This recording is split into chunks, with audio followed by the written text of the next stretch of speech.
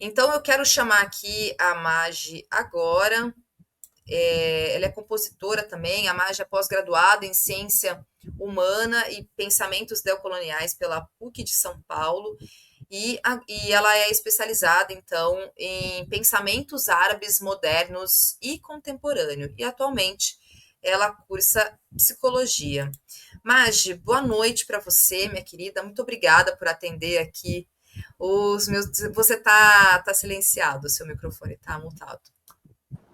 Ai, boa noite, desculpa. Eu silenciei aqui que eu entrei, o assunto estava pesado, né, minha amiga? A última vez que a gente conversou faz 1 ano e meio, eu acho, né? E as coisas só pioraram.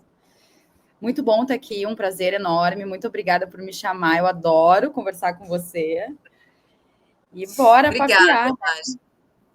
Pois é evidente que você estava aqui, né, na nossa lista, aqui na nossa projeção para estar presente nesse programa, no Cultura Brasileira, para a gente poder te ouvir mesmo, falar um pouco da sua produção, da sua arte. Claro que a gente vai falar sobre isso, mas pegando um gancho, inclusive, né, dessa notícia dessa semana, que é um genocídio que segue em curso.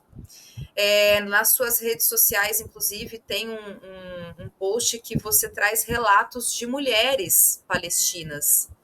E eu queria te ouvir um pouco sobre isso, porque o que a gente tem acompanhado, inclusive, é que a imensa maioria das vítimas de Gaza são mulheres e crianças. Então, isso, inclusive, é um recado, é uma forma para tentar, de fato, aniquilar uma população, uma tentativa, de fato, de aniquilar uma população.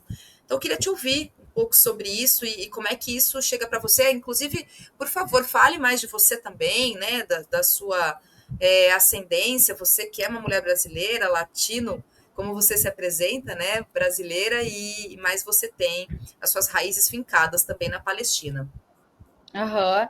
Bom, eu sou Magi, sou cantora, compositora, poeta, e também estou entrando para o mundo da intelectualidade, cada vez estudando mais e lendo mais, entendendo a necessidade de também olhar o inteligenciar, né, como uma forma, uma ferramenta de resistência, né, porque a gente tem a narrativa colonial que é muito forte, aparado com todas as mídias que acontecem.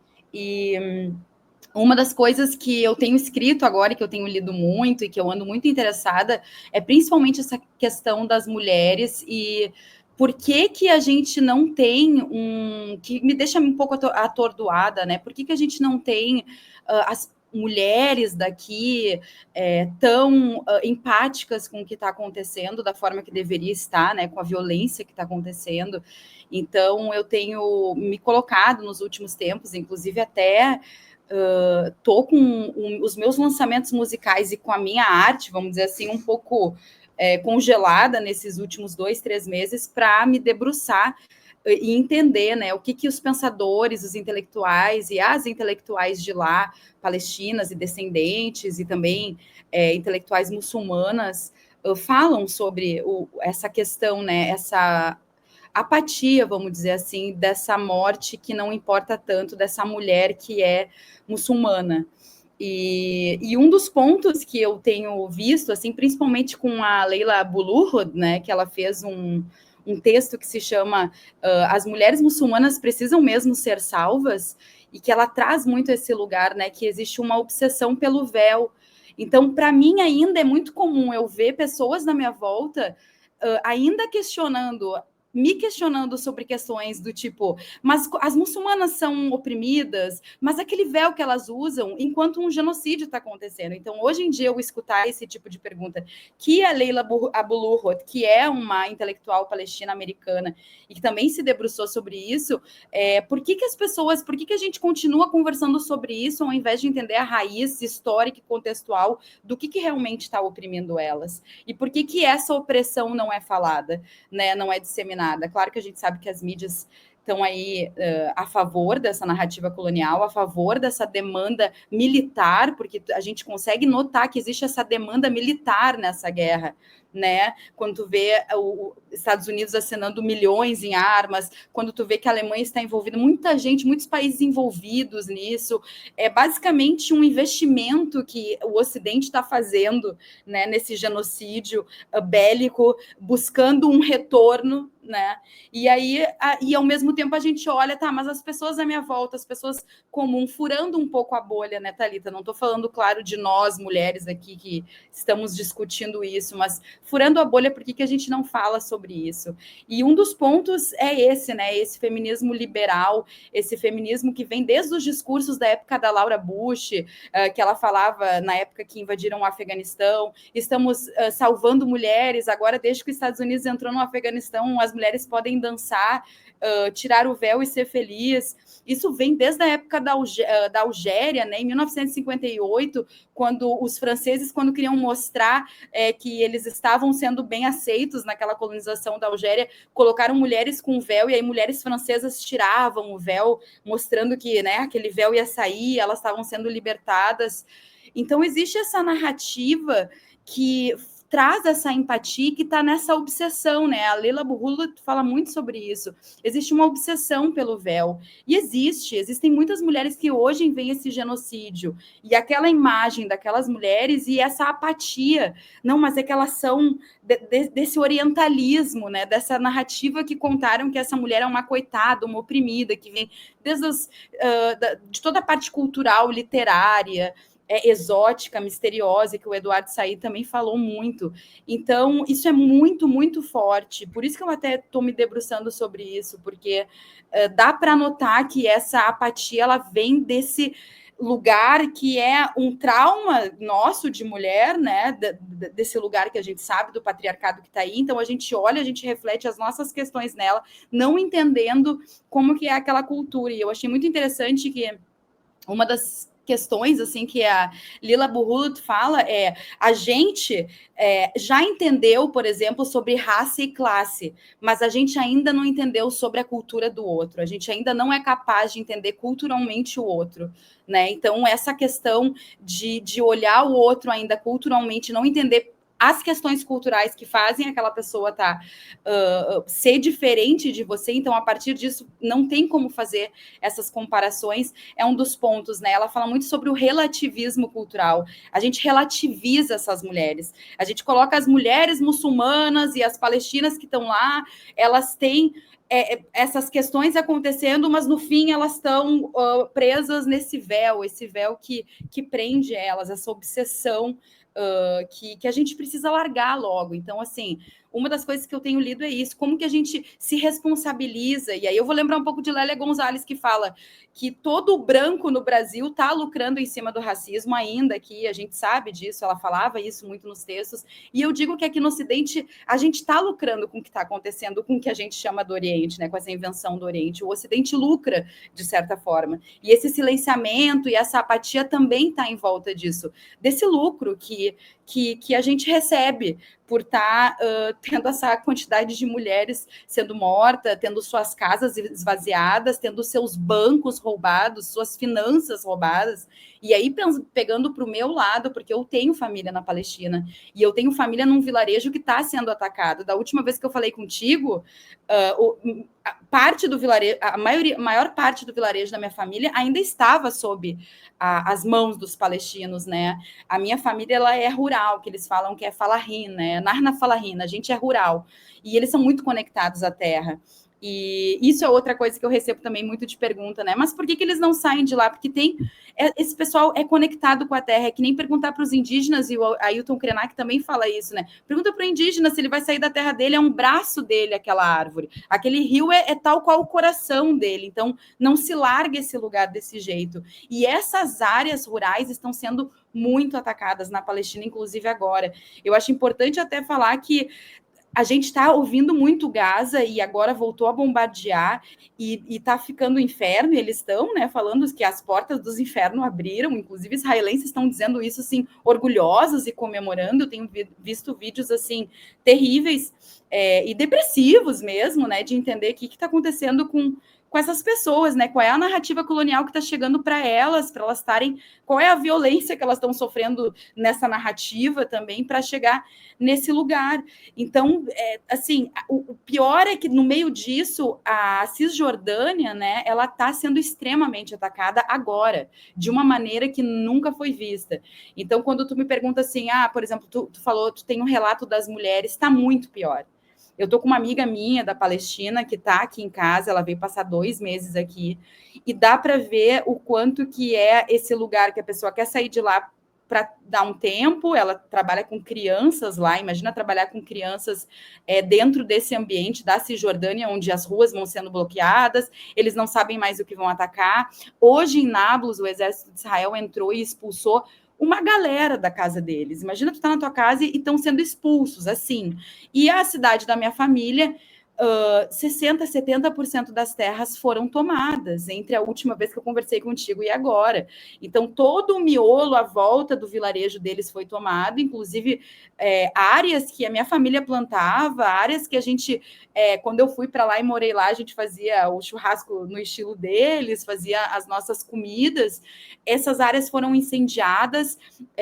Eles colocam também cães treinados para essas áreas, para que ninguém possa entrar. Então, quando alguma pessoa tenta acessar de novo essa área que já está, a gente já está entendendo como perdida, no sentido de que foi tomada, né? Está sendo tomado. E quando a gente vê essa quantidade do número mesmo, né? De eu falar com a minha família e perguntar, tá, mas qual parte que eles tomaram? Toda, em volta, tudo em volta, a gente não consegue mais acessar.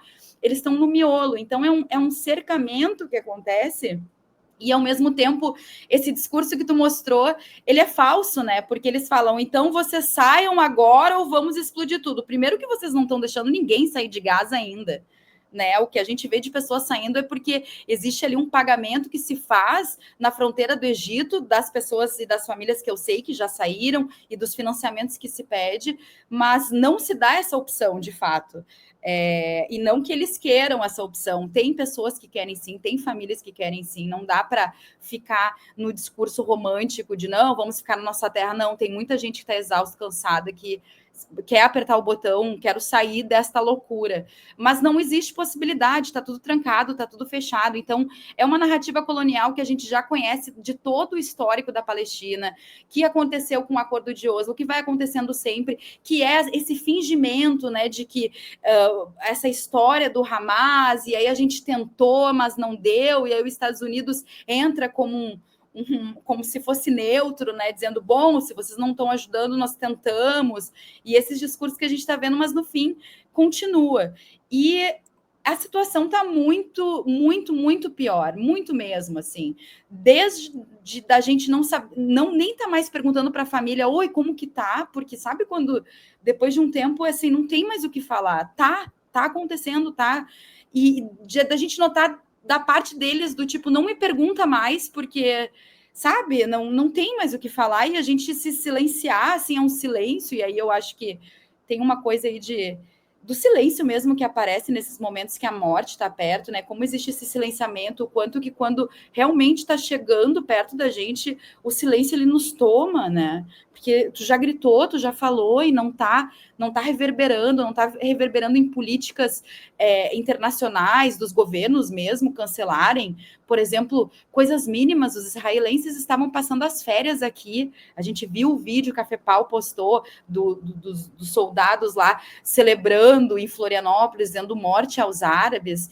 Na USP está tendo pichações, né, de que árabes aqui não podem ter, então, e de uma abertura, e não existe uma punição. Então, a gente está meio que revendo a cena de uma forma cruel, porque esse discurso já aconteceu, Thalita. Aquela vez que a gente conversou, já teve um discurso muito parecido do Netanyahu, que era, saiam daí, vamos acabar, vai ser muito pior. Então, é a continuidade e não tem mudança. Então, de certa forma, o que eu sinto, que eu tenho conversado com essa minha amiga que está aqui, que ela também está com a família lá, com as pessoas que eu mando mensagem, é um desamparo e é um silêncio, né, de um congelamento, assim, que a morte traz. É muito cruel. E a Cisjordânia está sendo muito atacada. Isso não está sendo muito falado nas redes sociais, não está sendo muito dito sobre a Cisjordânia, porque realmente o que acontece em Gaza é tipo, vamos falar do pior ou do menos pior, que não é, porque tá tirando as pessoas de dentro da casa, não é menos pior. A minha família ter perdido as terras que as plantações onde eles plantam, onde eles têm uma, porque não é terras da família, é terras do vilarejo, né? E aí existem as cooperativas que pegam os trabalhadores, pessoas que estão precisando de dinheiro. Isso é outra coisa que está acontecendo na Palestina. A Palestina está mal de grana, as pessoas estão ficando duras. A gente já está falando de quase, né, daqui a pouco vai fechar quase 2 anos dessa loucura, e mandar dinheiro está difícil, está tudo muito complicado. O trabalho não tem trabalho, as pessoas de lá estão sem grana, então as pessoas que, por exemplo, faziam projetos para vender para as pessoas de lá também estão ficando sem grana, então é um bololô de muitos problemas e que está batendo na casa dessa mulher palestina. E quando eu morei lá, na minha família, quem cuida e coordena toda essa loucura que acontece é a mulher palestina. Ela que está lá ajudando o marido a entender como é que ele pega o emprego, ou tentando lidar com aquilo, com o desemprego dele, como é que ela traz dinheiro para casa, o que ela pode fazer para trazer. Ela que está lá lidando com o filho dela, que foi espancado pelo exército israelense na esquina de casa, que é o que aconteceu com uma amiga minha em Jerusalém esses dias, e que está me ligando dizendo que todas as reservas da família acabaram, porque assim, o palestino ele tem, assim, pelo menos das pessoas, né? Não vamos generalizar, porque eu não posso falar por uma população, mas os palestinos, as pessoas na minha volta, eles tinham reservas, ou pelo menos essa questão de sempre saber que pode dar merda. E aí a gente já está falando de 2 anos que está uma crise econômica, um roubo de terras, um roubo de casas, um roubo dentro das transferências de dinheiro. Então, MoneyGram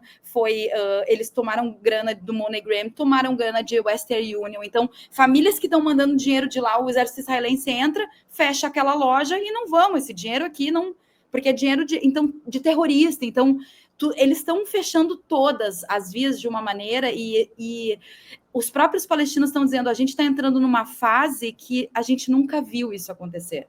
É a primeira vez que eu vejo o olhar das pessoas, assim, bem apagado, sendo muito sincera, porque eu estive lá em 2019, eu estive em 2022, e hoje, quando eu falo com as pessoas, eu vejo que tem uma coisa desse desamparo mesmo, e disso, né, gente, não existe, tu tá ficando sem dinheiro, tu não tem possibilidade, e essa mulher que coordena tudo. E essa mulher, como diz a Sama Jaber, no livro dela, Sumud, em Tempos de Genocídio, que traz exemplos cruéis do que acontece com essa mulher. A saúde mental dessa mulher está péssima, né? E os dispositivos que o cérebro usa para tentar lidar com essa violência, porque nesses relatos que eu fiz das mulheres palestinas, o que ficou claro elas estão passando por uma quantidade de violências na volta delas, mas o cérebro, de alguma forma, internaliza aquilo e ela se culpabiliza.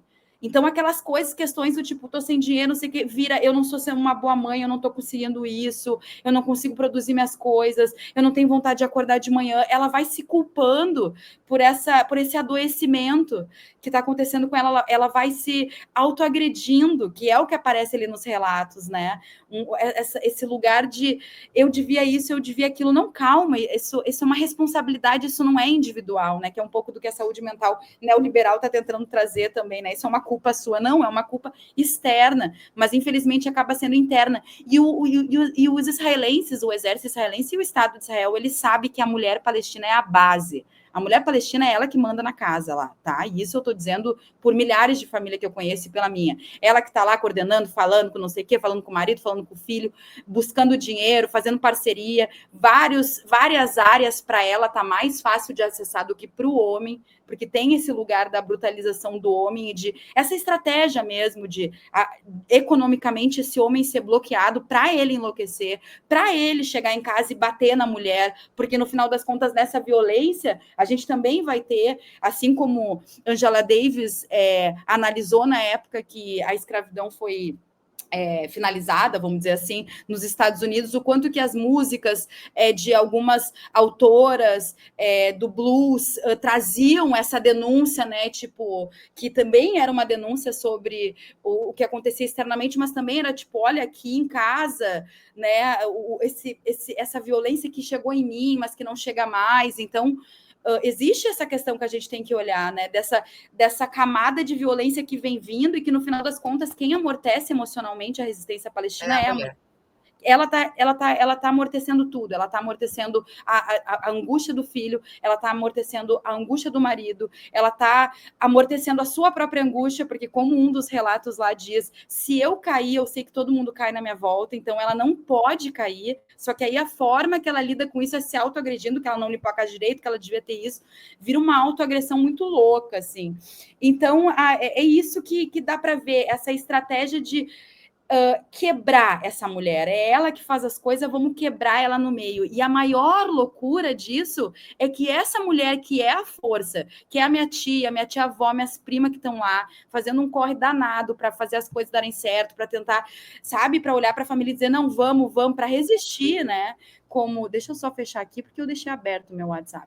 Para resistir mesmo, essa mulher, e eles sabem, vou destruir essa mulher é a mesma usada para na narrativa ser a coitada, ser a oprimida que esse homem terrorista terrível, né, faz com ela, e aí a gente precisa libertá-las, a gente precisa salvá-las, a gente precisa que o mundo não tenha mais essas mulheres usando esse véu, vocês não querem usar véu, né? Vocês aqui no Brasil, sabe? Eu tô sendo meio assim, mas é assim que eu entendo, porque eu vejo na cara das minhas amigas, de pessoas amigas, assim, vamos dizer, conhecidos, de pessoas na minha volta que eu olho, que estão vendo aquelas imagens, mas que ainda tem uma quebra por causa do véu, e é essa narrativa que contaram dessa mulher. Então, isso é muito louco, né? Imagina a tua maior fortaleza, Thalita, ser usado, nunca ser vista pelo povo, pelo mundo, mas ao mesmo tempo as tuas exceções são extremamente gritadas. Não, mas aconteceu isso, aconteceu aquilo. A exceção ela é tomada como gigante, e o que realmente é a raiz do problema, que é a colonização, que é a influência e a intrusão, e tudo isso que os Estados Unidos faz, não só na Palestina, na Síria, no Líbano, no Iraque, no Afeganistão, né? Então era muito comum, por exemplo, quando eu morei na Palestina, muitas artistas com poemas do tipo, ontem foi Iraque, amanhã não sei o que, hoje a Síria, e amanhã será eu. Então esse é um poema comum para as mulheres palestinas, porque elas entendem esse ataque que está acontecendo. E o mais louco é que se quisessem salvar mesmo, não interferindo, porque isso é uma organização delas e existe. E aí, quando a gente vai contar que existem organizações de mulheres islâmicas feministas, que existem dentro das discussões, como a Saba Mahmoud estudou por anos, o quanto que o véu fazia aquelas mulheres se encontrarem na mesquita, e elas se encontravam, e com aquilo gerava assuntos, e elas traziam os assuntos de melhoria, como que a gente faz para desenvolver e trabalhar as questões que a gente tem, só que elas não conseguem, porque é a mesma coisa que eu tivesse em casa discutindo com meu pai questões que a gente precisa, assim como no Brasil, a gente precisa discutir milhares de questões e que a gente não olha, a gente finge, né? A gente tem um olhar de superioridade, como se aqui tivesse tudo ótimo, maravilhoso, o que não é o que as estatísticas de violências falam, o que não é a estatística de pedofilia fala, o que não é as estatísticas do que a gente vê na internet, de posts, de grupos e de misoginia, enfim, tudo que a gente vive aqui no dia a dia não é mostrado. Então, é uma estratégia muito cruel, assim, de matar a história da pessoa. Existe uma história, tu mata aquela memória, como diria Abdias Nascimento, sobre o povo preto aqui no Brasil, mas que serve para lá, estão matando a memória das mulheres palestinas, e ao mesmo tempo tu pega a exceção de algumas, as questões, e aumenta ela gigantemente, tu traz uma outra imagem, e aí no final das contas tá o pessoal aqui olhando e falando, mas é que esse grupo aí tá matando eles que se entendam, é um distanciamento, né? É uma crueldade, assim, o que acontece. E a Saba Mahmoud trazia isso, quando ela trouxe que, por exemplo, muitas mulheres se conectavam em grupos para fazer as suas questões, etc., ela foi rechaçada. As pessoas não queriam ouvir que existia mulher política, atuante, militante, usando um véu. Então, por isso que para encerrar aqui, eu digo, existe essa obsessão do véu. E essa obsessão do véu a gente precisa começar a falar sobre ela, e esse relativismo cultural, onde a gente não conhece a cultura do outro, onde a gente não conhece quem é a outra, e aí a gente pega a imagem do que foi nos ensinado num orientalismo, numa narrativa colonial, como a generalização de todas as mulheres muçulmanas. E elas sabem disso, né? Elas sabem. E aí, no final das contas, é uma saúde mental bem machucada, né? Bem machucada. Eu tô bem preocupada, tanto que tu falou até que eu tô estudando psicologia, e isso é um dos meus objetivos. Eu tô estudando psicologia porque daqui a 5 anos eu quero estar na linha de frente, além da minha arte também, para falar com essas mulheres, para receber essas mulheres, porque a situação mental delas está terrível. A psiquiatra Sama Jaber, no livro que eu vou dizer novamente, que eu acho que é leitura obrigatória para todo mundo, que é Sumudo em Tempos de Genocídio, que a editora Tabla lançou no ano passado, ela traz relatos terríveis, do tipo, uma mãe que viu o filho tomar um tiro no olho do exército israelense e ela ficou cega. E aí faziam exames, ela não tinha nenhum comprometimento físico, nenhum problema nesse formato, mas ela ficou cega.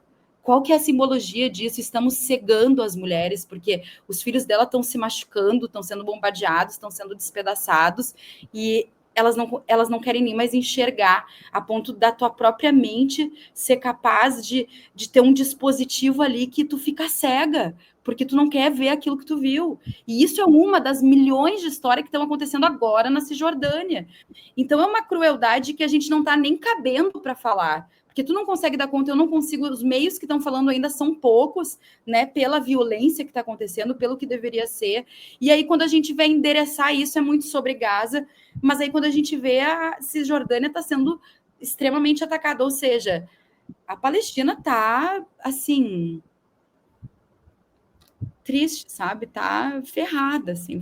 Tô falando isso, mas infelizmente, né? Tipo, porque o nosso discurso, até como Palestina, sempre foi, não, vamos, né? Mas agora acho que chegou uma hora que até eu tô assim, gente, pelo amor de Deus, chega do discurso, vamos, não, nós somos fortes, ops, vamos aprender com a resistência palestina, vamos, mas chega.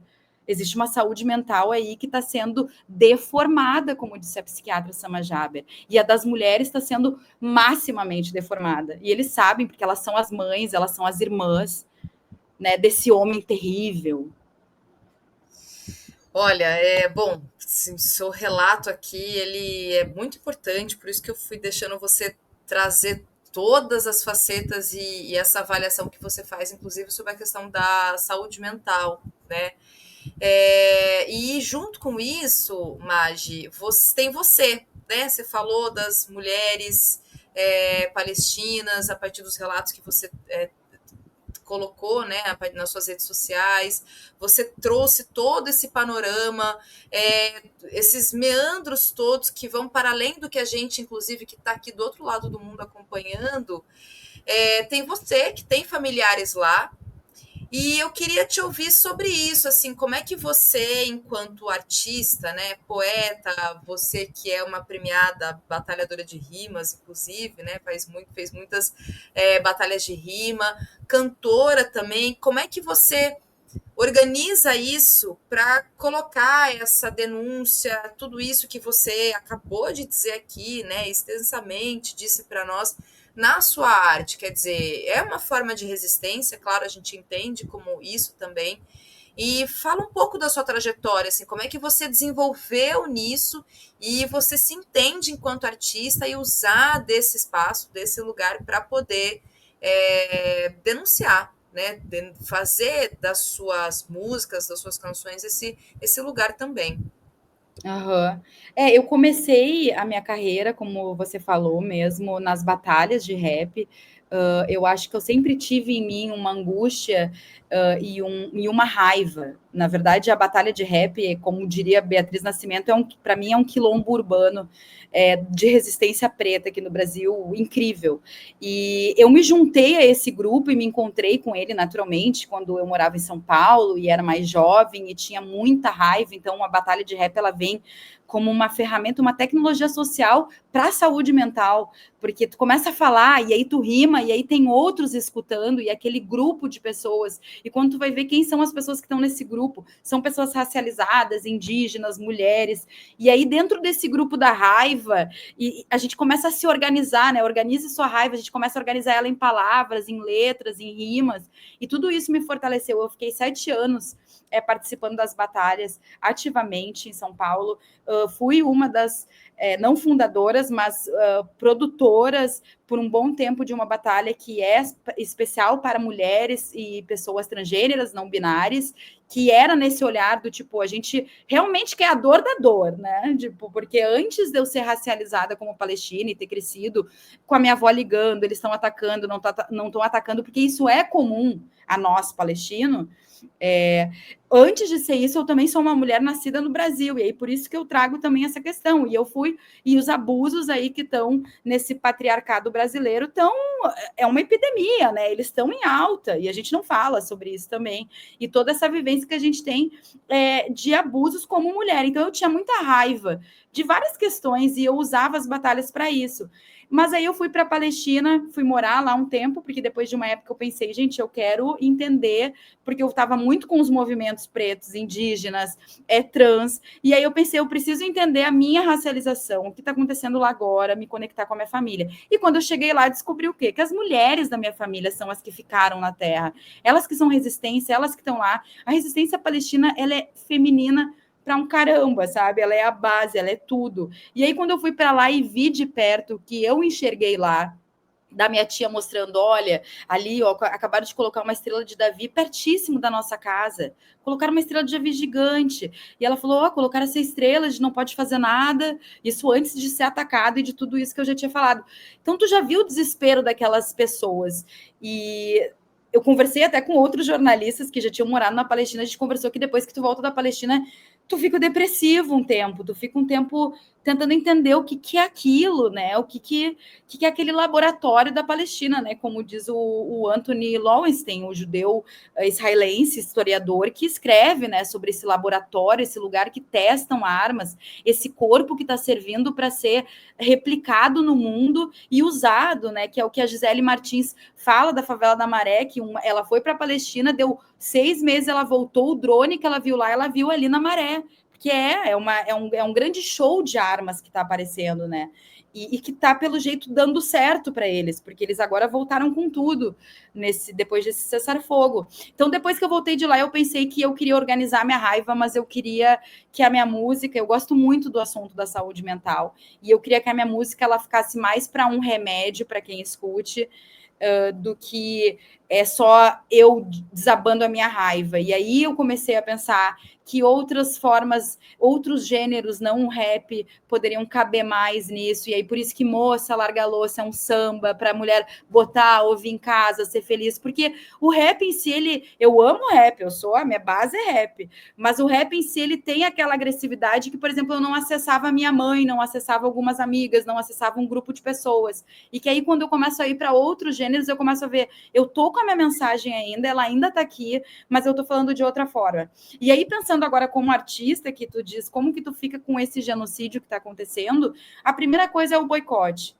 Tá, eu lancei as minhas 7 músicas, que era aquele projeto Nos que eu fiz durante a pandemia. Lancei 4 clipes lindíssimos. Lá. Eu vou fazer uma parceria com uma assessoria e a menina da assessoria, Magi, tá muito estranho. Eu mando teu material, as pessoas nem respondem.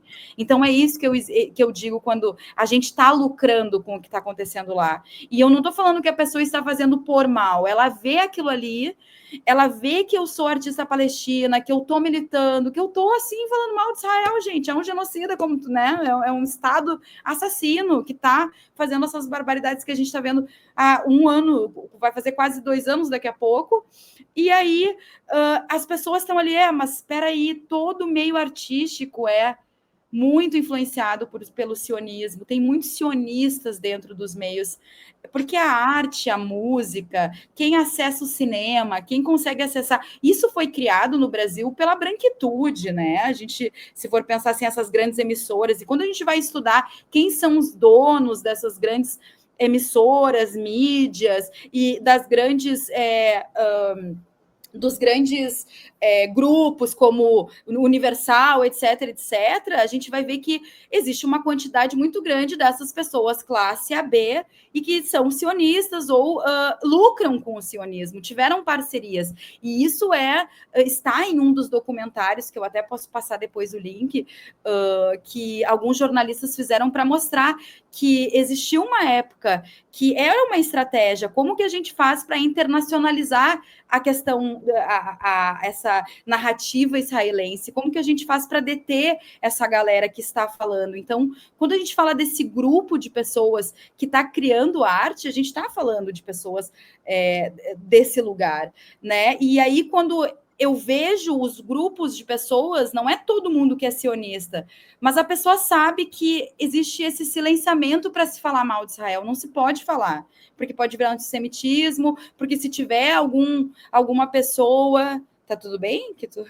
Tá. Eu só queria aproveitar a sua fala para te perguntar isso. Você sente uma certa censura ou um certo lugar assim, não vamos chamá-la, ou algo nesse sentido, porque tem um climão a partir justamente do teu posicionamento enquanto mulher palestina e que está fazendo as suas denúncias, quer dizer, você faz uma denúncia pública. Quem te acompanha sabe disso. Você sente que há um certo boicote, uma certa censura com as músicas que você lança, com a arte que você produz aqui no Brasil?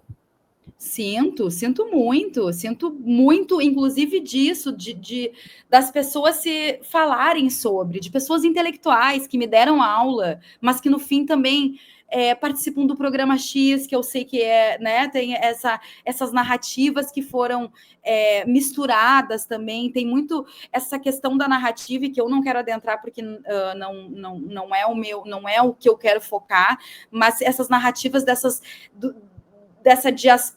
situação diaspórica de Israel, então eles são diaspóricos, indígenas diaspóricos que estão retornando, então eles também são descoloniais, então essa união dessa narrativa junto com grupos pretos, movimentos pretos, e também existe essa questão do eu sou artista, eu preciso comer, eu trabalho para a Globo, eu trabalho para isso, eu trabalho para aquilo, eu estou na Universal, eu estou começando a bombar, eu não vou falar sobre isso. E aí quando eu te digo que eu senti muito, eu não tinha me tocado muito nisso, até ter a assessoria de imprensa para me ajudar a fazer, e ela vir dizer, tá muito estranho. Porque eu já sabia, eu já vejo que pessoas não falam, grupos de artistas que me acompanham não se posicionam, e eu vejo isso no meu redor.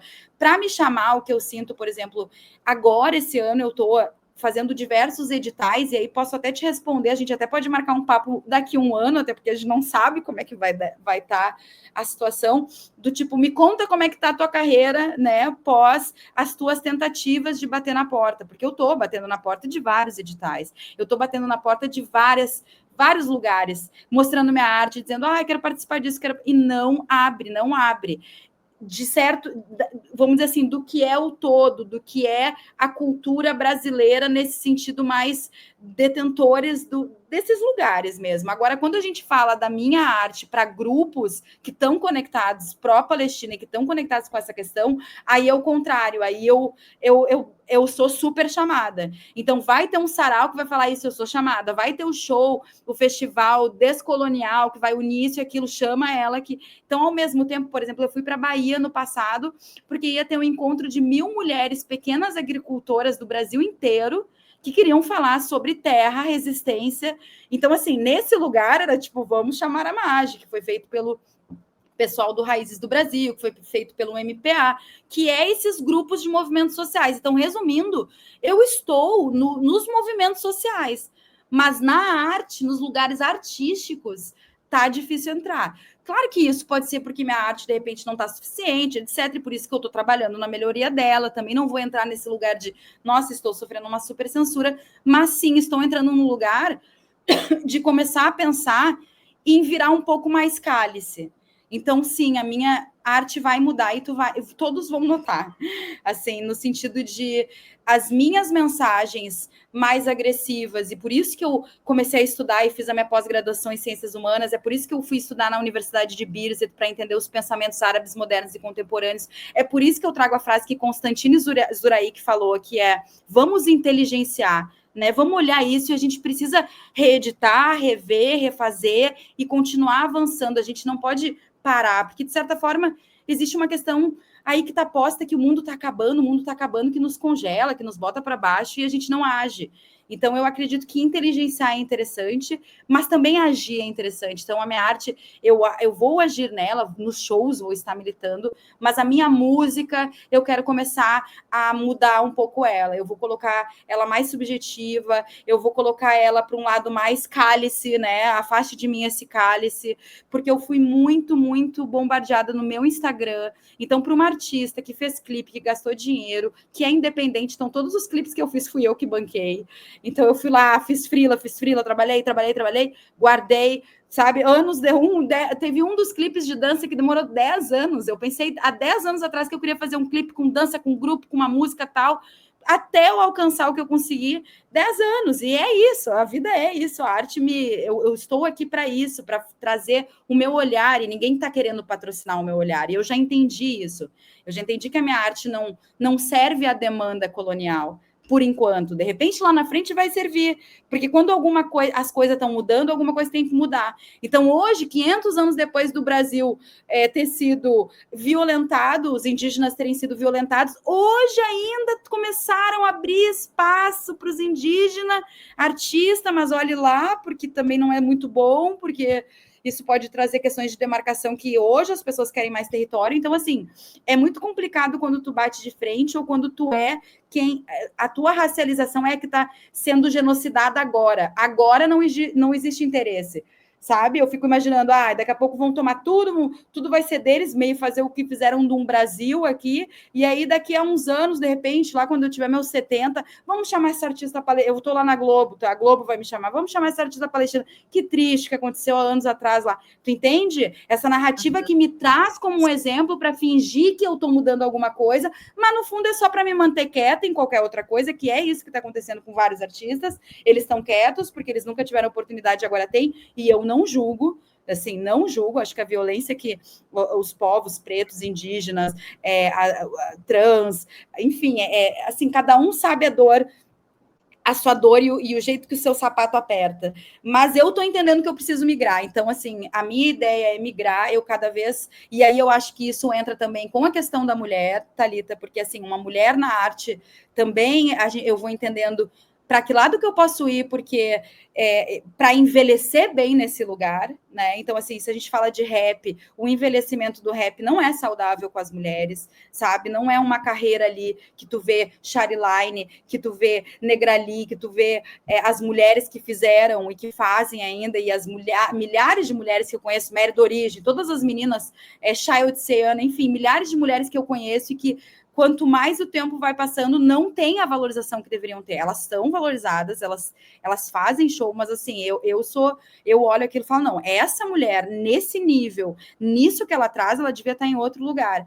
E aí eu começo a olhar para outros lugares, começo a olhar para o samba, que é um lugar que eu também me sinto confortável, porque no final das contas eu também quero estar em volta de um grupo que entende o que está acontecendo comigo, e aí eu vou dar um exemplo, eu comecei a participar, eu faço parte agora da bateria Nota 10, que é do Morro da Babilônia, e que é feito pela galera do Morro da Babilônia, das antigas, então assim, é o samba de quem fez o samba. E aí eu entrei lá, era uma das únicas mulheres, quando eu comecei, agora já tem mais, ali do próprio morro, e aí aquele lugar era um lugar que eu me reconhecia, que eu chegava lá e contava um dia que eu não estava bem porque aconteceu aquilo, e aí daqui a pouco vem uma pessoa que está ali, aconteceu isso com meu sobrinho, ele foi preso e não tinha nem por que ter sido. Então eu começo a estar em lugares e gêneros que me absorvem a minha idade, porque eu vou envelhecer e estou envelhecendo, absorvem o meu gênero como mulher, porque as mulheres no samba, a gente está vendo que está tendo uma crescente, não só no samba, mas MPB, aí eu começo a migrar para outros lugares para ver como que eu sobrevivo. Né, Magi? Como que eu sobrevivo. Estratégia. Em resumo, você está reavaliando a maneira como você está fazendo a sua arte justamente como uma estratégia para poder se manter e para poder fazer a sua voz chegar de alguma forma nessa dinâmica que você está pensando mesmo, assim. Então, E para poder para mim, acessar outros lugares também, né? Para acessar esses lugares, não ficar só nos movimentos sociais, que é incrível. Eu amo, eu me orgulho. Ó, meu último show que eu recebi cachê do estado da Bahia. Bahia foi um dos primeiros estados que me pagaram um cachê, e isso me dá um acalento no coração, e foi incrível ir para lá. Mas preciso acessar outros lugares. Então, como que eu acesso? E preciso conversar com essas pessoas, com outras mulheres, com outras pessoas, para trazer a minha mensagem, porque a minha mensagem ela está aí, eu quero mandar mais, e tem super a ver com a saúde mental sempre, né? Porque a gente está num adoecimento social que a gente não quer admitir, né? Estamos todos adoecidos, a sociedade está doente, e eu gosto muito de músicas que, inclusive, tirem a pessoa para não pensar em nada, não é uma música para falar, sabe? É uma música só para se sentir bem, porque é isso também, né? Qual que é a energia que tu quer dar para as pessoas? E aí, em contrapartida, eu começo a migrar para a intelectualidade. Então, esse ano vou escrever muito mais textos, eu vou fazer uma publicação um texto, né? Um ensaio, vamos dizer assim, e também uma publicação dessas mulheres que eu tenho lido, dessa questão da obsessão pelo véu, desse relativismo cultural, porque eu amei isso, né? A gente já entendeu raça, já entendeu classe, mas a gente ainda não entende a cultura do outro. E é isso que está nos quebrando. E é esse lugar que a gente tem que trabalhar. Como que a gente entende a cultura do outro? A classe eu entendi, a raça eu entendi, mas a cultura eu ainda não entendi. A cultura ainda tem que ser a minha. Que é muito que a Sara Ahmed fala no livro dela, né, que é sobre a felicidade, a invenção dessa felicidade que é vendida, o quanto que essa liberdade que nos é vendida falsa também. A gente também está dentro de um status quo do jeito que a gente tem que viver, o que quer ser feliz. Então a gente está super preso, a gente está adoecido, e a gente tem que falar mais sobre isso. Mas aí isso eu quero falar mais nos assuntos que eu tiver com as pessoas, como hoje eu estou tendo, nos textos que eu vou fazer, nas publicações que eu quero fazer, impressas, inclusive. E assim, para resumir tudo isso, eu também sei que eu não sei qual que é a tua opinião, e aí já até vira uma pergunta para ti, mas eu tenho sentido, ou pelo menos, né, quando a gente vê o Elon Musk lá fazendo o sinalzinho, e aí todo mundo juntinho, o Mark Zuckerberg lá na posse do Trump, e aí a gente começa a ver essas movimentações internacionais da extrema-direita, e aqui no Brasil também, e aí eu começo a pensar como que a gente vai estar nos próximos anos, né, e o que eu posso ter que possa me prejudicar, porque né, no final das contas, eu sou filha eu tenho família lá, eu sou filha de palestino, eu sou racializada, então as coisas para mim podem complicar também. É muito fácil essa narrativa colonial do nada olhar e dizer assim, não, porque essa pessoa já foi 3 vezes para lá, então ela tem conexão, não. Então, assim, é tudo muito. A gente pisa em ovos no que está acontecendo, né? E no fim a gente só está fazendo arte, cultura e denunciando o que é a realidade. Mas no final das contas, a censura, tanto lá na Palestina, está aumentando. O menino que fez, o Azizon, que é um cartunista incrível, ele fez a capa de uma das minhas músicas que se chama Avisa Lá, e que é super de denúncia sobre o que está acontecendo, tanto aqui no Brasil quanto lá. E ele fez a capa dessa música, e ele sumiu das redes sociais. Esses dias eu fiquei preocupada, e eu fiquei sabendo que é isso. Os próprios artistas estão fazendo isso, estão sumindo. Se tu olhar o meu Instagram, e quem tiver aqui, quiser olhar meu Instagram, é maj.cantora, lá vocês vão ver, não, mas cadê a militância dela? A quantidade de coisas que eu arquivo, o quanto que eu posto e apago. O meu Instagram, no final do ano, ele foi muito invadido, muito, muito. Eu recebi muita mensagem, acho que me denunciaram, ameaça, recebi muita... sabe quando tu nota que te denunciaram porque o próprio Instagram vem dizendo suas publicações estão sendo anunciadas. E aí aconteceu uma coisa muito estranha que eu nunca tinha visto no Instagram. Eu começava a olhar os meus stories, eles estavam todos sendo revisados. E aí eles estavam apagando stories antigos, que mostravam cenas de Gaza, publicações minhas no feed, eles bloquearam, dizendo essa publicação não pode estar. Então aconteceu alguma coisa na virada do ano, isso foi lá por novembro, dezembro, que me assustou, no sentido de tanto dessa invasão, do tipo, o que está acontecendo? Estou sendo denunciada por muita gente, porque chegaram no meu Instagram, e tanto pelo como que isso vai ser, como que é uma publicação daqui a um tempo, a gente publica e aí, como que a gente vai estar no Brasil? Então, não vamos deixar de fazer, não deixarei, mas é importante falar isso, né? A gente está. É aquela questão, hoje é eles, amanhã pode ser aqui nós, porque a nossa corda tá assim, para a extrema-direita estar aqui de novo, para a gente, sabe, tá tudo muito perto, então a gente tem que conversar e dialogar mais para isso, para a gente se apoiar, né? Entender como que a gente faz isso acontecer. Mas eu acho que é diferente, quando tu lança uma música, ela tem muito mais visualização do que um texto. Um texto, querendo ou não, quem vai ler um texto? Então, assim, nisso eu já penso que é uma estratégia boa do tipo, não. E eu quero conversar o texto para quem quer ler aquele texto, e a música para quem quer ouvir a música, né? Mas a Você é censura poeta tá. também, né, Magi? Você também é poeta, né? Além de cantora. Na verdade, eu vou falar uma coisa que a Marília Mendonça uma vez falou para uma jornalista e que eu me inspiro muito, que ela, no início da carreira, a jornalista perguntou para ela se ela se sentia mais compositora ou cantora, e ela disse, hoje eu me sinto mais compositora do que cantora, e ela estava começando, né, no sentido de ela tinha lançado já um álbum, alguma coisa, mas eram os primeiros anos ali, ela já não estava, tipo, há tantos anos estourada.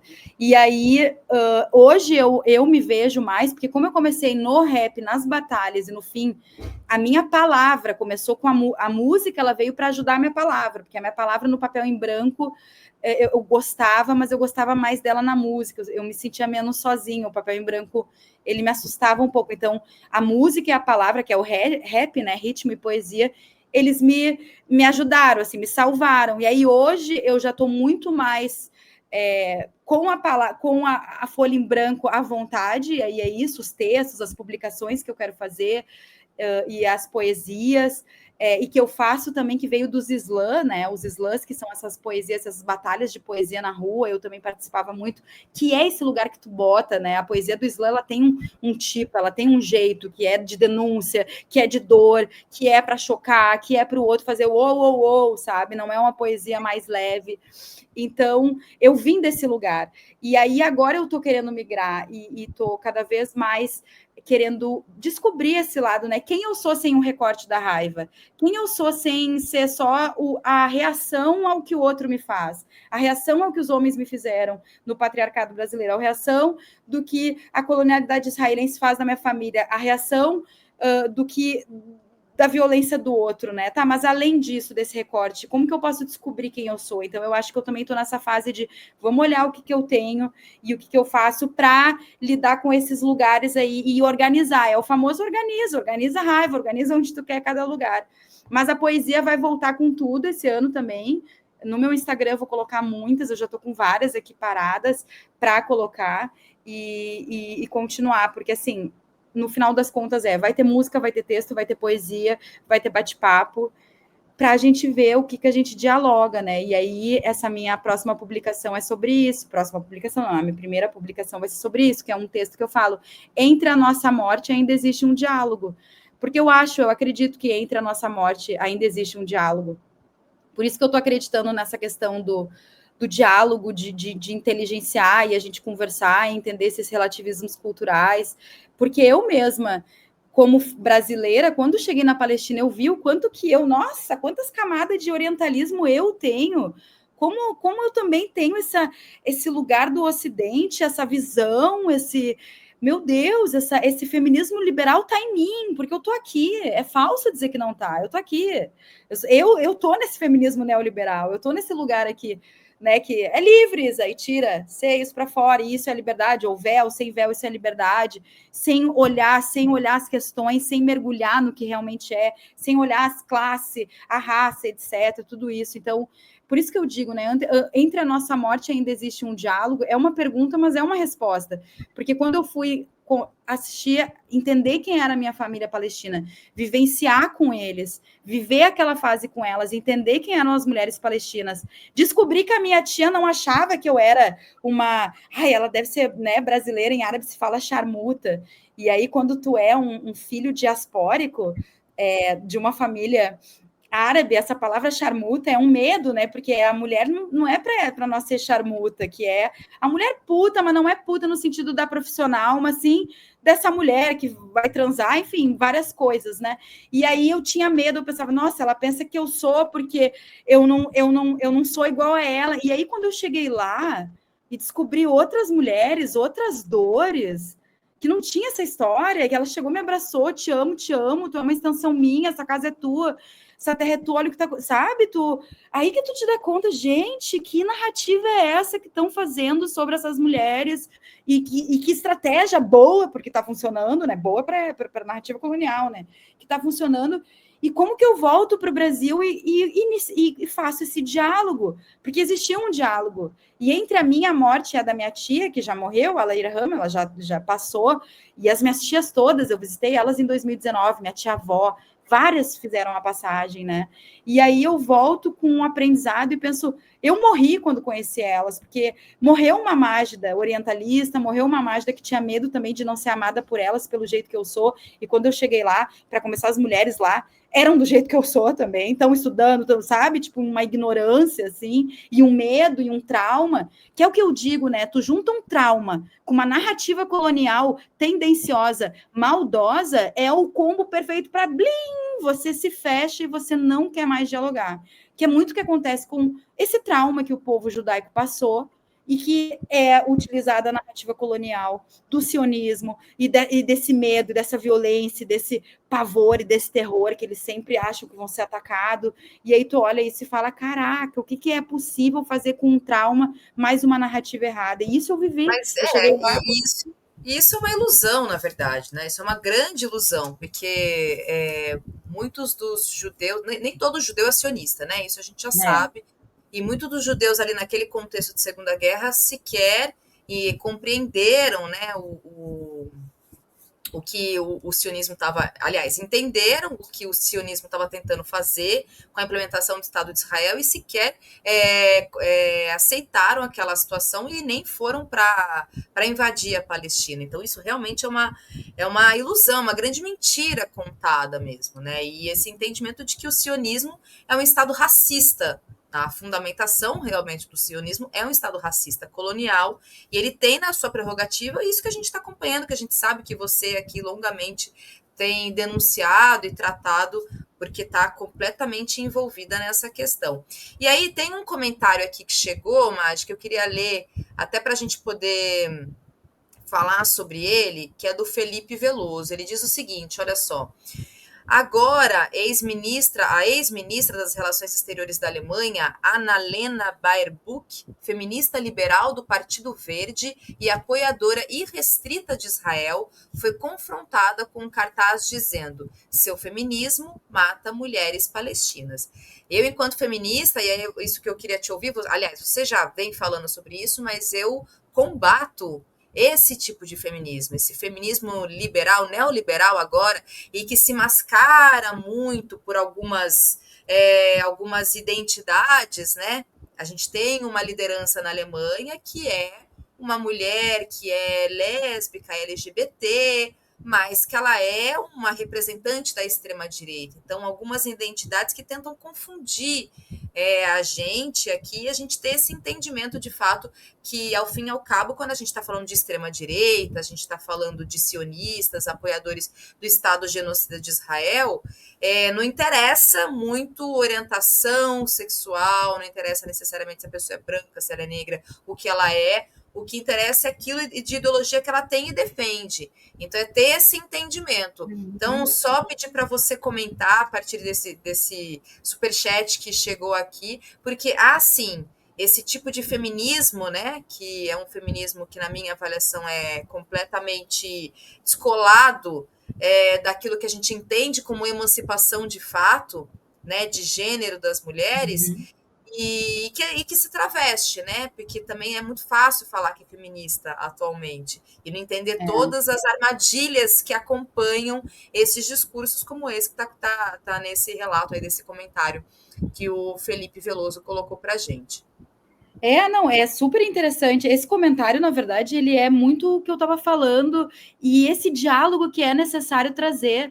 É muito bom que as pessoas estejam, que tem alguém que estava com cartaz dizendo seu feminismo mata mulheres palestinas, porque se for parar para pensar, a gente agora está começando a se dar conta, né? Meu Deus, esse feminismo está sendo muito cooptado. Esse livro é muito interessante. Agora eu estou assim, estou intelectual, estou dando dica de livro.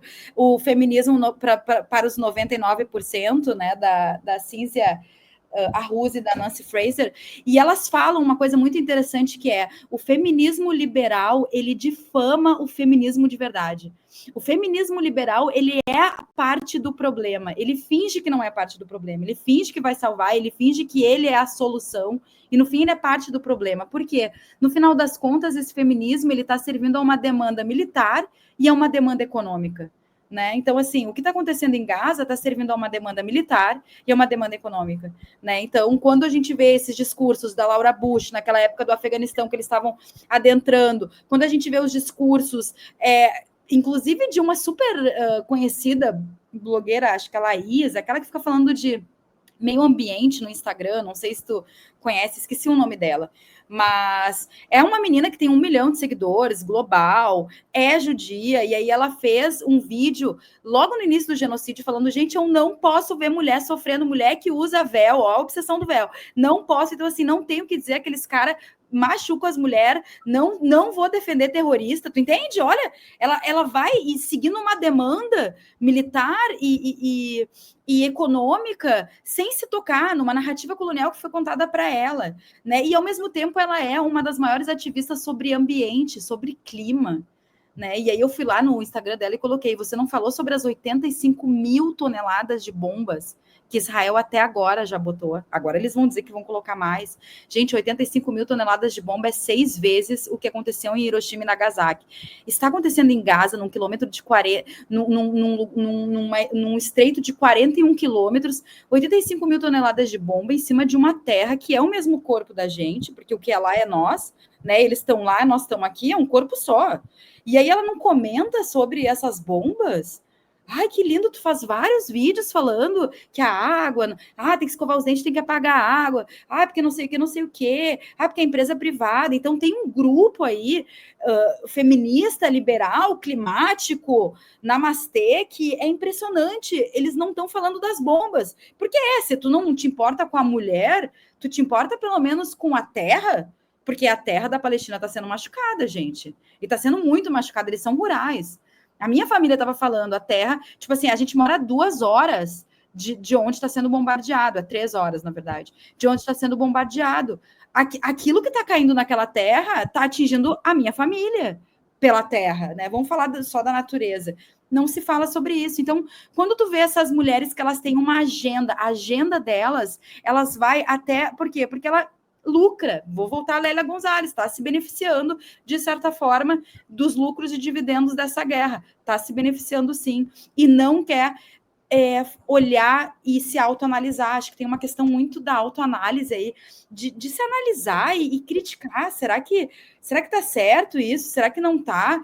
É um trauma? Não, mas a minha família, não, mas a gente já sofreu. Então, por isso que eu acho que essa questão do entre a nossa morte ainda existe um diálogo, né? Essa frase que eu estou trazendo, será que não existe uma forma de o teu trauma não ser maior do que o que está acontecendo agora? Ou que agenda é essa individual da saúde mental, neoliberal, que coloca que o teu trauma ele é maior que todo? Mas é que eu fui... Não, mas é o meu trauma. Tá, o teu trauma, mas a gente está falando do hoje, agora. Tem mulheres palestinas morrendo ontem, hoje, mataram mais de 174 crianças nas últimas 48 horas. Você não está falando disso, então teu feminista está servindo a uma agenda, é a agenda. E aí ele está difamando.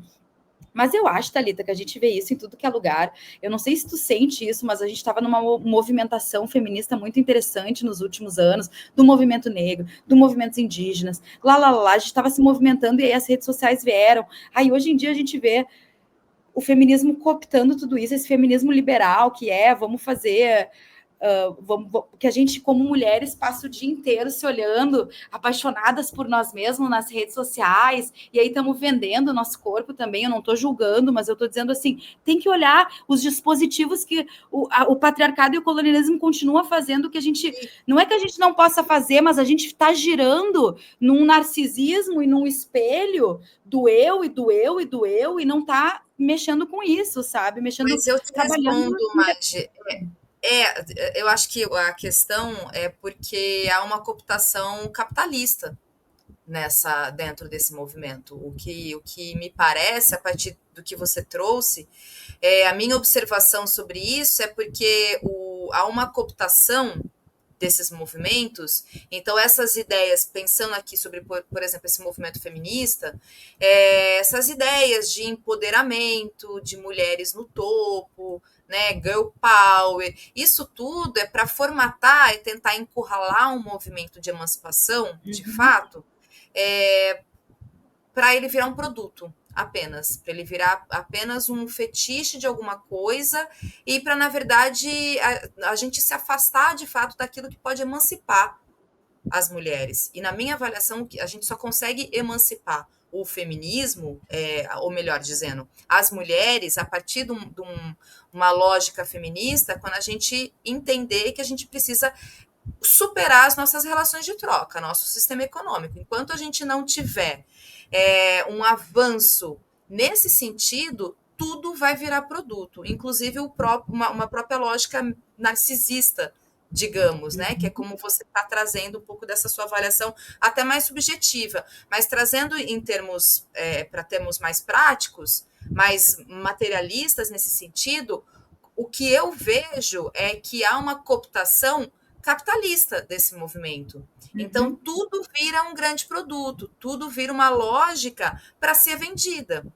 Então, é isso que acaba retirando esses movimentos desses grupos sociais historicamente violentados, mulheres, negros, LGBTs, e aí que entra essa ideologia neoliberal, que é para a gente individualizar a luta e não entender que a luta coletiva.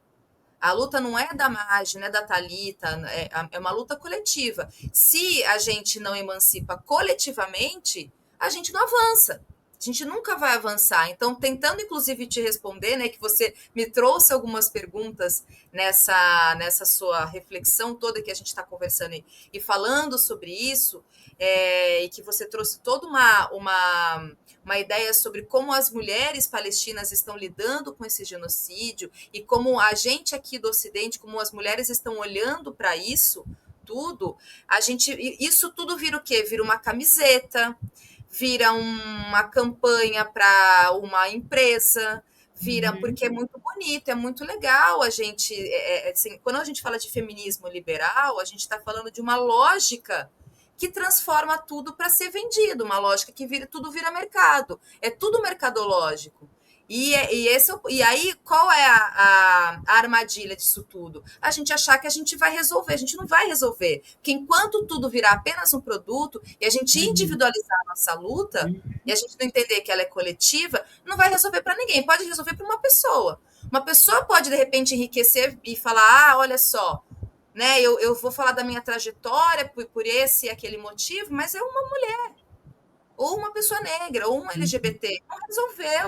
Não resolveu, não tem essa ideia de pretos no topo, girl power, LGBT assim, assim, assado, porque não resolve. Porque a opressão da violência, na minha avaliação, ela tem uma raiz, que é das nossas relações de troca, que é a nossa relação econômica. É o capitalismo que aprofunda todas as nossas violências. Enquanto a gente não superar o capitalismo, tudo isso vai se manter. E o capitalismo tem essa dinâmica de tentar encontrar uma maneira de fazer com que as lutas, agora, como eu disse, agora tudo vira um grande produto.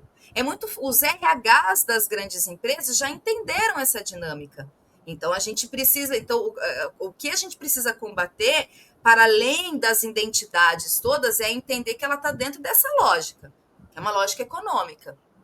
Então, por que há um avanço, por exemplo, dos Estados Unidos contra o Oriente Médio? Se a gente tentar fazer aqui, tentando esticar um pouco a corda e pensar um pouco naquilo que a gente está conversando, porque é um império que está, na minha avaliação, em queda, e sendo assim, ele precisa mostrar os dentes. Então, ele avança justamente para poder promover mais guerra, promover mais miséria, porque é assim que ele vai tentar se manter. Então, não sei se eu consegui te responder um pouco daquilo Não, que você... maravilhoso, respondidíssimo, e respondeu para o Felipe também, acho que foi o Felipe, né, que falou. E tem essa questão que eu fico pensando também, que eu gosto dessa coisa entre a nossa morte, ainda existe um diálogo, né, que é a partir do momento que o teu trauma ou a tua opressão acaba, então tá ok, tu tá satisfeito, porque eu acho que é isso que eu vejo também, né? Estavam me oprimindo, mas agora eu já faço parte, agora eu já pertenço ao grupo, agora eu já. Tá, então é isso, é o teu. Era para tu se salvar sozinha, né? É só para te salvar. E isso vai muito pela galera LGBT que ainda coloca, tá? Eu recebo comentários dizendo: ah, tá, vai para lá ser gay. Ou o Ocaizito, tu conhece ele, né? O Kais Hussein, que é super influenciador LGBTQ, que fala dos LGBTQ da Palestina. E ele sempre tem um comentário no post dele falando: vai para lá que tu vai morrer na hora. E aí tu pensa assim, gente, então é isso. Então, um país criou um lugar, um país não, um Estado falseado, né? O Estado de Israel foi lá, se fez, né? E ele existe, não é mais falso, ele tá ali, ele existe, né? Agora. E aí ele te absorveu, te aceitou, e aí é isso.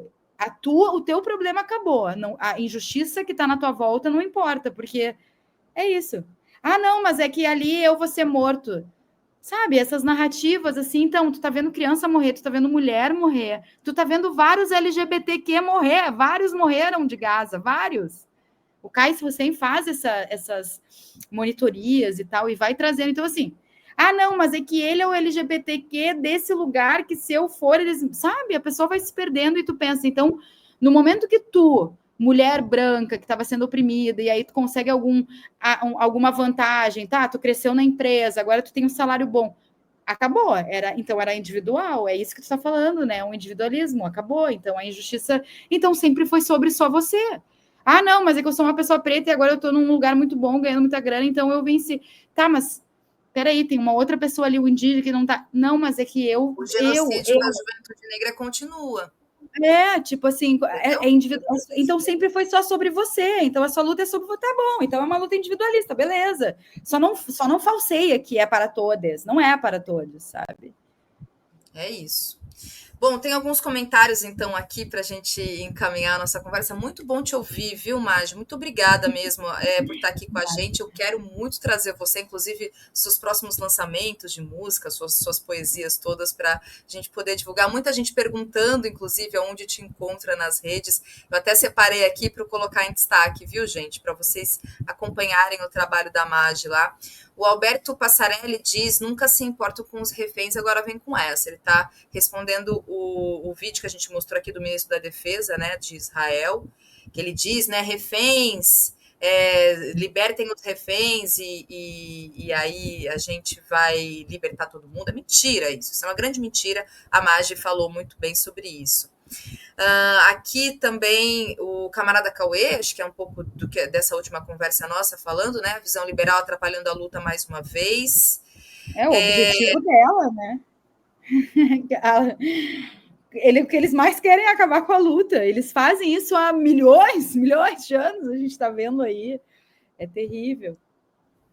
Bom, aqui também ele até se solidariza, né? Diz aqui força para você, para sua família. E você não fala com a sua família? Você não tem falado mais com eles? Você não sabe da situação atual não, agora? eu falo, eles estão bem. A parte que foi tomada, que eles pegavam oliveiras, enfim, trabalhavam, eles não têm mais acesso a muitas áreas.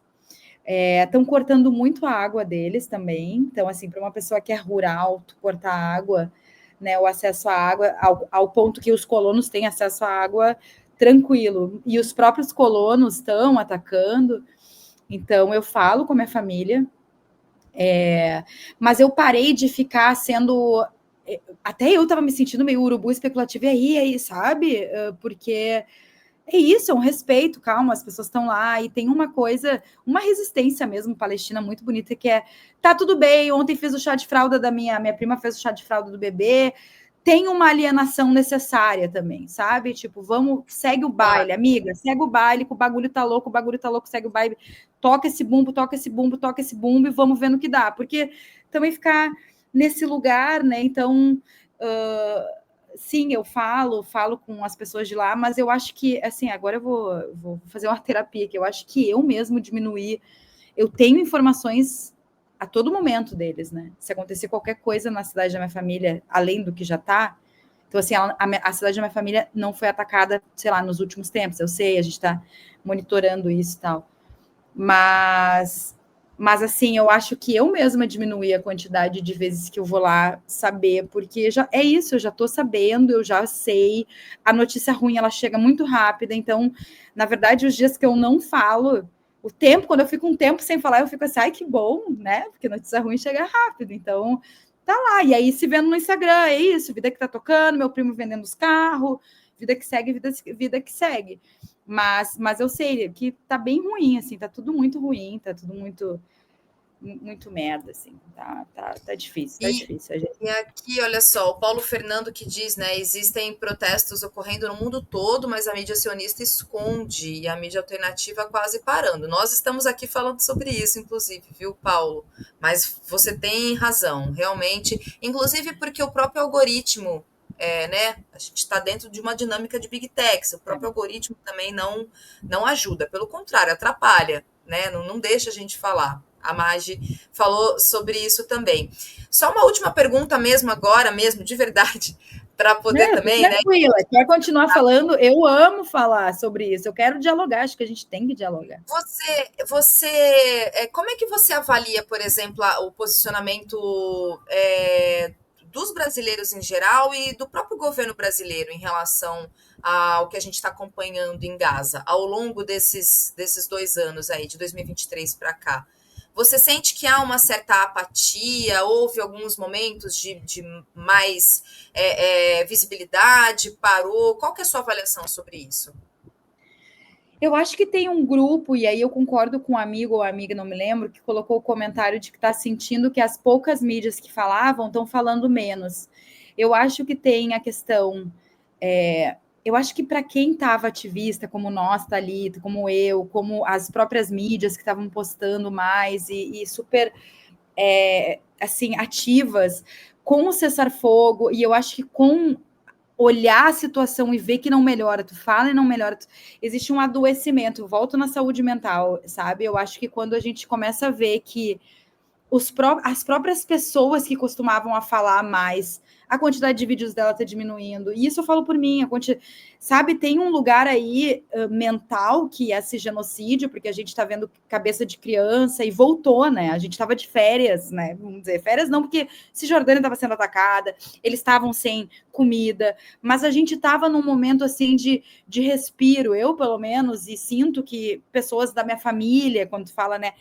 A gente entrou num mood, assim, amigas, essa minha amiga até veio para cá, entrou num mood, assim, tá, a gente, vamos dar uma descansada e vamos ver, porque tem um baque aí emocional, né, tem uma questão que a gente não é de ferro, tudo isso está passando pela gente, né, essas imagens, essas dores, e chega uma hora que essa dor começa a nos corroer. A gente não pode entrar nesse buraco aí da tristeza, porque ele engole, né? E eu acho que todo mundo passou por isso. Não, e falo com vários ativistas aqui no Brasil, troco ideia com pessoas e volta e meia, né? A advogada Maíra, que aí estava tentando entrar com recurso para os soldados israelenses não entrarem no Brasil, ela falou uma hora, nossa, tô sentindo que tá começando a bater, parece até uma droga, né? Tipo, tá batendo a dor, tu te dá conta do que está acontecendo. Então, acho que a gente está tudo ao mesmo tempo desse jeito. Então, tem essa questão emocional que eu acho que baixa, assim, não é o algoritmo, não, a pessoa está tomando um baque. Então,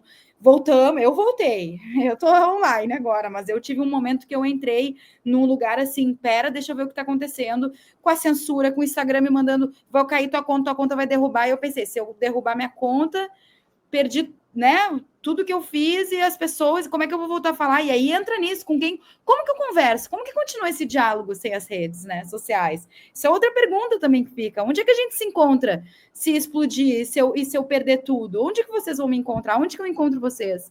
Então tem esse lugar de olhar mesmo a máquina e a maldade, tá? Vou falar de maldade, maldade mesmo, maldade, olhar as histórias, olhar os estupros, olhar o que eles estão fazendo com os prisioneiros, entrar nesse lugar e falar, gente do céu, que loucura tudo isso. Tem a questão do algoritmo que tu falou, com certeza, e eu acho que tem essa apatia que começa a acontecer, né, Thalita, disso, eu postei, aí as mídias alternativas, para mim, deveriam estar postando mais também. Eu até senti que, com a volta né, de pós-cessar fogo, agora que voltou a todo vapor, eu senti que as mídias alternativas, senti elas vivas, pelo menos eu vi muitas coisas e muitas pessoas, políticas, Samia Bonfim, Jandira, muita gente pegando, vamos lá, vamos falar, voltou essa loucura. Então, eu acho que todo mundo ficou um pouco de férias, assim, né? Tipo, vamos... E agora voltou, e a gente tem que voltar com tudo, não tem essa, e temos que cobrar, assim. Agora, Lula tá com as mãos atadas, como sempre. Minha opinião não mudou da última vez que a gente conversou, ele continua num lugar que ele não consegue fazer muita coisa, e é por isso que eu fico nesse lugar, né? Uma ilusão a gente achar que Lula presidente vai conseguir resolver ou fazer cortes de relações reais. Não vai conseguir. Assim, é bem o que o menino colocou num tweet, o Shabazz, que ele tem aquele Salamaleco Podcast, né? Que ele faz um podcast especial muito interessante, vale a pena ver. E ele botou o dia que as pessoas se tocarem que o sionismo está em tudo que é lugar, menos em Gaza, aí elas vão entender o que está acontecendo, né? Então, o sionismo está em todo lugar. E aí a gente está preso nisso, e ele está dentro da política, ele está lá bloqueando. Acho que assim, o mínimo que o Estado do Brasil deveria fazer é como é que os soldados israelenses vêm passar férias no Brasil e eles não precisam nem de visto. Tu sabia disso? A advogada Maíra colocou isso nas redes sociais dela. Eles não precisam de visto para entrar, eles compram a passagem, meu amorzinho, e vêm. Sabe, o cara que estava lá apertando o botão para matar criança, brincando com o sutiã da mulher que ele matou, pegando o dinheiro, né, as finanças que estava guardado, sim, no colchão, porque o palestino faz isso também, né? Várias estratégias, deixa no banco, deixa aqui, porque sabe a sua situação, fazendo toda essa brincadeira, né, no TikTok de crueldade, de violência. E aí eles estão no Morro de São Paulo, e aí eu tô num bloquinho, e daqui a pouco eu escuto eles falando, e ele meu Deus, para começar, que perigo essa pessoa aqui. É uma pessoa que não está entendendo o que ela está fazendo, ela está com uma deformidade patológica, assim, sabe? Uma deformidade da saúde mental. Então, assim, o mínimo não, os soldados que estão lá não entram no Brasil, não podem entrar. Quem está fazendo crime de guerra não entra no Brasil. Entraram, todo mundo entrou. Brasil é o grande paraíso. A minha amiga palestina foi nos bloquinhos de carnaval, foi em algumas festas, foi para Ipanema, entrou em alguns restaurantes, viu que tudo era sionista, viu que tinha muito soldado israelense solto aqui no Rio de Janeiro, voltou para casa apavorada e falou, cara, eles estão tirando férias aqui. E ela se assustou, porque ela saiu de lá e chegou aqui e viu um Brasil sionista do caramba, sabe? Tipo, que a gente já sabe, né? Já vê, mas ela ficou em choque. Então, assim, o mínimo não está sendo feito. Pô, soldado que faz crime de guerra, não. Eles importando a bandeira de Israel, né? Tem o Thiago Torres, o Chavoso, ele fez uma postagem porque ele estava no bloco e ele tirou a bandeira dos caras. Não sei se eram exatamente os soldados, mas ele tirou a bandeira dos caras, porque é isso também, sabe? Uma pessoa hoje, entendendo o que está acontecendo com Gaza, com a Palestina, e que fica portando a bandeira de Israel, no mínimo ela está apoiando, né? No mínimo ela está apoiando o que o Estado de Israel está fazendo com Gaza. Então, acho que precisa ser combatido, de fato. Então, quer dizer, a apatia, a indiferença, uma pretensa neutralidade, ela acontece de todas as formas, e concordo contigo. Acho que. Mas eu acho que eles não vão fazer nada, né? Ai, desculpa, te cortei. Não. É isso. Não, o que eu quero dizer é que como é que esses soldados vêm para o Brasil, sequer precisam ter visto para isso. Caras que estavam lá fazendo o que a gente tem denunciado e falado, e estão aqui brincando de carnaval. E nada acontece. Eu não acredito. Um posicionamento do Itamaraty, um posicionamento do governo brasileiro, um posicionamento que seja. Quer dizer, nada, a mais completa pretensa neutralidade, quer dizer, pretensa mesmo, né? Uma apatia completa, ninguém fala nada. E aí tá aí de novo, que a gente está falando aqui, essa semana, um rompimento do cessar-fogo, um novo ataque, mais crianças mortas, mais palestinos mortos, Gaza atacada de novo. Silêncio completo. Silêncio Institucionalmente completo. falando, silêncio completo. E mais silêncio que da outra vez, né? Parece que alguma coisa aí rolou. A gente não sabe, gente, eles operam muito, assim. Quando a gente vai estudar como que a narrativa colonial, sionista, tem uma inteligência no sentido de como que a gente está no mundo inteiro, está dominando a opinião, está controlando essa população, né? Esse pensamento da população é muito forte. E eu não acredito, Thalita, que vai ter algum corte financeiro, não, vamos cortar em relações, não acredito. Eu acredito que o que a Lélia Gonzalez falou, o Brasil é a mulher branca, a B, que está lucrando com esse genocídio, sim. Triste, muito triste. Magi, mais uma vez, então, te agradeço. Muito obrigada mesmo, viu? E quero te chamar, olha só, tem um recado aqui para você, até de algo que a gente vai trazer aqui no nosso programa, com certeza. Na verdade, tem uma pergunta aqui do camarada Cauê, que disse se já houve alguma situação real, que você teve que mandar real sobre uma situação da Palestina para algum esquerdista cirandeiro, numa batalha de rima. Se houve uma situação dessa, pode responder. Tá, não, o que acontece é o seguinte, nas batalhas de rap, o que eu sinto, tá? Tem uma questão da galera do reggae, porque a batalha de rap ou vai ser uma galera, a galera preta de periferia, muita gente ignorante no sentido de ignorar, de não saber mesmo sobre a Palestina. Então já aconteceu muitas vezes de eu falar da Palestina e eu sair, a pessoa falar que eu falei do Iraque, ou eu sair, depois a pessoa falar, eu adorei aquilo que tu falou do Irã, assim, vai indo, né?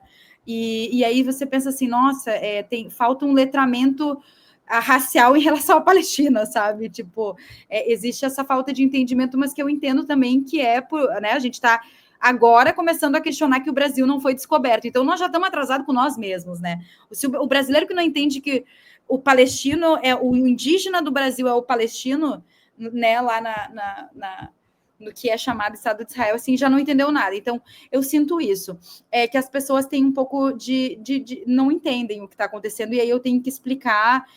E também sinto que tem muito trauma do tipo, tá, mas eu aqui sofro também, então existe uma falta de escuta e de diálogo, porque o meu trauma, eu tô em coma agora, né? E aí é o que eu sempre falo, tá, se tu apanha em casa, por exemplo, tu mora num prédio e apanha em casa, e aí tu descobre que as mulheres do prédio que está lá do outro lado, na outra quadra, também apanham. Tu também não quer saber por que elas apanham, por que tu apanha, se tem alguma conexão, se existe, né? Tipo assim, a gente não vai conversar sobre isso, porque tu tá apanhando e eu tô apanhando, e nós não vamos conversar. Tá todo mundo doído com o seu trauma. E tem uma questão da galera do reggae, tá, amigo, que perguntou. A galera do reggae, ela tem muita estrela de Davi, né, que vem de Zion, então eu ainda não sei sobre isso, estou começando a entender. Até perguntei para minha amiga palestina por que o reggae está tão conectado com a estrela de Davi e por que está muito conectado também ao sionismo, né? E aí, se tu for ver várias questões de várias bandas de reggae, enfim. Então, tentando entender. Então, às vezes, tem umas pessoas que olham assim e tem essa narrativa, né? Do tipo. Mas é os terroristas, enfim, essa narrativa está em tudo que é lugar, amigo, então com certeza tem. E eu acho que quando fala da esquerda cirandeira, a gente tem muito isso aqui no Rio de Janeiro, eu vejo muita esquerda, aí eu vou falar AB branca, tá? Eu vou jogar na culpabilidade da AB, a responsabilidade, não é culpa, é responsabilidade da classe AB branca do Rio de Janeiro, que eu vejo esquerdo, cirandeira, com bonezinho do MST, lá, mas aí quando tu vai contar, não, mas é que o meu trauma, a minha família, não... Né? Então eu vejo muito isso, assim, essa narrativa da dor do outro justificar tudo, né? Inclusive justificar as 170 crianças mortas nas últimas 24 horas. Então, é o que eu sempre digo. Eu não sou muito fã da galera da Barra da Tijuca, dessa galera bolsonarista, da extrema-direita e tal, mas o dia que eu visse imagens, né, de 2, 3 dias bombas sendo jogadas na Barra da Tijuca com cabeças de criança, tu pega a criança, um pedaço dela tá aqui, outra ali, eu ia dizer, tá errado. Não existe justificativa, não existe a narrativa que tu me conte. Não, mas essas crianças, elas vão ser as bolsonaristas do futuro, elas são a extrema-direita, elas são as merdas, elas são os mal. eu acho que o caminho não é esse, sabe? Eu acredito que é no diálogo que a gente tem que se entender, assim. Não acho que explodir uma bomba não sei aonde vai. Não acho. Não acho que explodir uma bomba em Israel vai funcionar. Não acho também.